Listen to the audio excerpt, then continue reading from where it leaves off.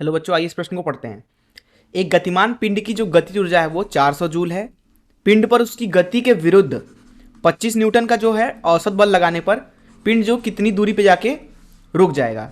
आइए इस प्रश्न की मुख्य अवधारणा की चर्चा करें। मुख्य अवधारणा अवधारणा देखिए, किसी निकाय के ऊपर सभी बलों द्वारा जो किया गया कार्य होता है वो होता है गति ऊर्जा में परिवर्तन के बराबर। W सभी बलों द्वारा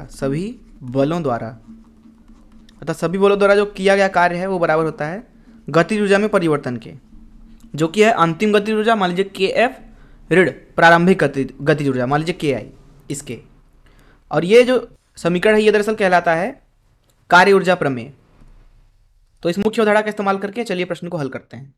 देखिए, बोला जा रहा है एक गतिमान पिंड की गतिज ऊर्जा 400 जूल है। तो मान लीजिए यह एक पिंड है M जो कि V गति से चल रहा है, तो इसकी गतिज ऊर्जा जो होगी वो दी जाएगी 1/2 mv का वर्ग से। इसका मान दिया गया है हमें 400 जूल। बोला जा रहा है इस प्रश्न में कि इस गति के विरुद्ध 25 न्यूटन का औसत बल, अर्थात इसकी गति के विरुद्ध 25 न्यूटन का बल लगाया जा रहा है, नियत बल। बोला जा रहा है कि कितने दूर बाद जाके ये पिंड रुकेगा। मान लीजिए यहाँ पे जाके पिंड रुक गया और जो ये दूरी है मान लीजिए ये L दूरी है, L दूरी कुछ इस तरीके से। अगर मैं आपसे इस 25 न्यूटन के द्वारा किया गया कार्य पूछूं तो W 25 न्यूटन हो जाएगा। 25 न्यूटन द्वारा किया गया कार्य बल गुणे विस्थापन। अब बल की दिशा इधर है, विस्थापन हो रहा है इस दिशा में, तो ये आ जाएगा 25 गुणे L गुणे कॉस थीटा कॉस 180, क्योंकि जो कार्य होता है उसका सूत्र होता है F.S। इस सूत्र का इस्तेमाल हम कर रहे हैं यहाँ पे, तो ये लिखा जाएगा ऋण 25L के बराबर।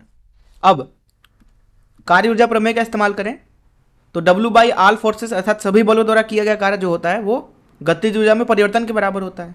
यहाँ पे केवल एक ही बल है जिसका कार्य जो है वो है ऋण 25L, ये बराबर होगा गतिज ऊर्जा के परिवर्तन के बराबर। अंतिम गतिज ऊर्जा अर्थात वस्तु रुक गई है तो 0 है, ऋण प्रारंभिक गतिज ऊर्जा जो कि 400 जूल दी गई है। तो यहाँ से आपको दिख रहा है कि जो L है वो आएगा 400 भागे 25 के बराबर, जो कि है 16 के बराबर।